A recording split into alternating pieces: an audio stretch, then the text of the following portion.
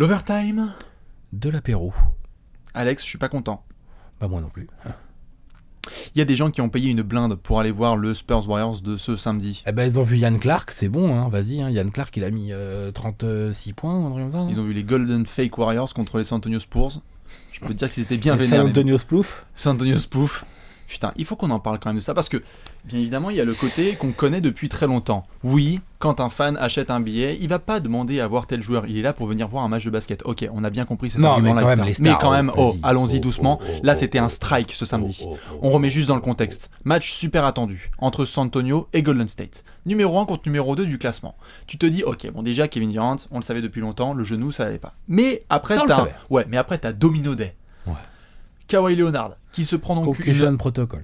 Qui se prend un coup à la tête, donc concussion protocol, tout à fait. Donc là c'est ciao. La Marshall Aldridge, problème cardiaque, on pense à lui quand même. Ouais. Donc là c'est chaud. Steve Kerr derrière, t'en mets 8, je t'en mets 9. Ouais. Steph Curry, Klay Thompson, André Iguodala, Draymond Green. Allez ça dégage. Et Popovich il fait, bah tiens je te réponds, Tony Parker et Dejounte Murray. Qui dit mieux. Strike. Donc du coup on se retrouve avec des fans, et ça a été le gros sujet de ce week-end notamment, sur des fans qui sont énervés parce qu'il y en a qui ont clairement, dès le mois d'août, réservé, à partir du mois d'octobre, leur billet pour le 11 mars. Spurs Warriors, bah bien sûr. Spurs Warriors à San Antonio en fin de saison avec une bataille au classement, même moi j'aurais pris le billet, mais tu payes 300 balles. Alex, là c'est la plus grosse question. Premièrement, est-ce que la NBA peut faire quelque chose ? Et même si on a un peu, je pense, le même type de réponse, et on va essayer de développer là-dessus, qu'est-ce que la NBA pourrait faire pour arranger ça ? Pour éviter qu'il y ait des fans qui complètement puissent se retrouver fucked. Bah oui, mais moi je dis qu'ils peuvent rien faire. Rien du tout. Mais qu'est-ce que tu veux faire ?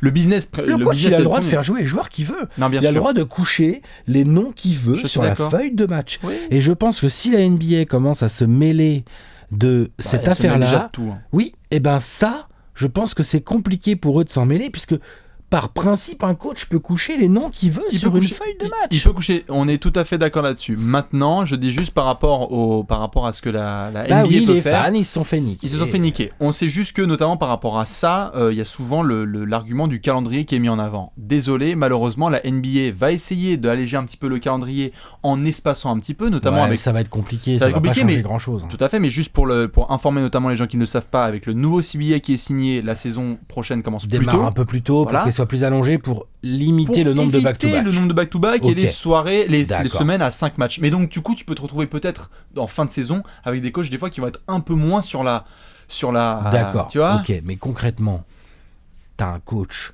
Mais c'est comme quand j'en sais rien moi, je vais faire une comparaison vite fait en football, quand il y a le PSG qui va en 8e de finale retour pour jouer à Barcelone. Bon bah le match d'avant, ils te foutent la baie.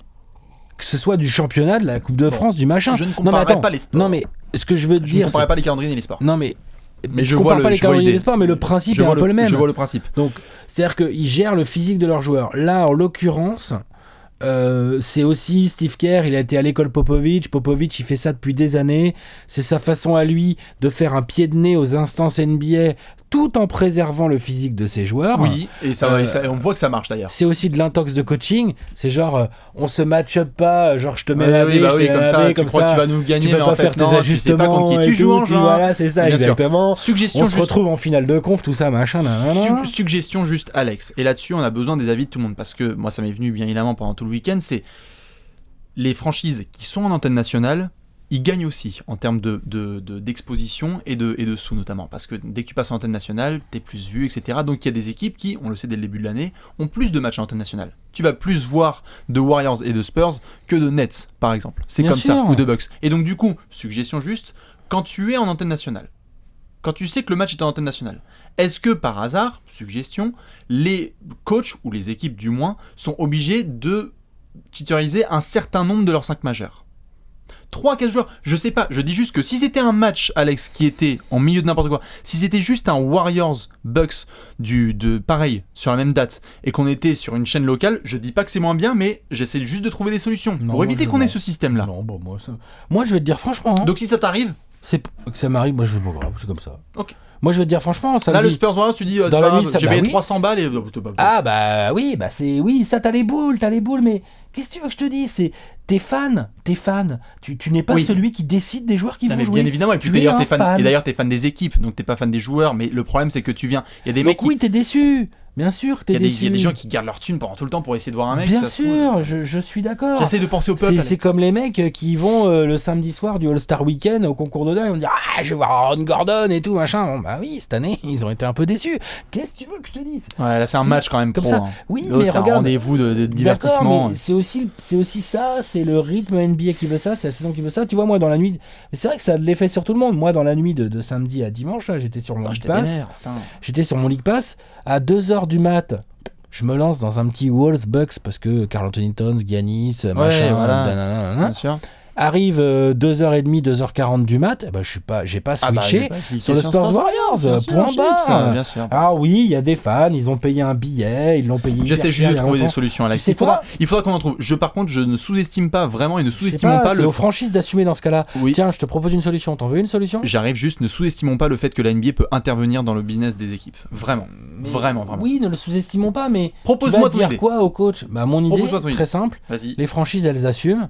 Vas-y, si le fan il est pas content, vas-y, rembourse-lui sa place. Ils sont blindés de thunes, les franchises. Ah ok, voilà. Par exemple, j'en sais rien moi. Par exemple, voilà. Mais c'est pour Tu ça mets que un j'essaie de système en trouver des place. solutions. Non mais d'accord, mais moi je ne suis pas d'accord pour qu'il y ait un système mis en place Non, que la qui NBA intervienne oblige là-dessus. le coach à Non, quoi mais que ce soit. Non. Pour moi, le coach doit être Mais souverain. pareil. Il couche les noms qu'il veut sur Bien la évidemment, Alex, on va pas intervenir Bon, dans le bah. sportif, mais c'est juste qu'à ce moment-là que la NBA doit essayer de trouver au moins des solutions feuille. Tu rembourses financières. les places. Ok, pourquoi Vas-y, pas. c'est blindé de fric. La NBA, c'est un business model qui marche trop bien. Très bien. Les franchises, elles gagnent toutes de l'argent et vont pas commencer à chialer, même s'il y a, je sais pas moi, 1000 gars à $100 la place, ça fait 100 000 $. Bah, tu rembourses. Ça va. Bon, ok. Bon, Tu dans tous commences les pas à cas, nous saouler. dans tous les Mais cas, on pas les verra pour les. coachs. Ok. Et ben dans tous les cas, on verra pour les prochaines grosses affiches et une petite pensée quand même pour ceux qui ont touché.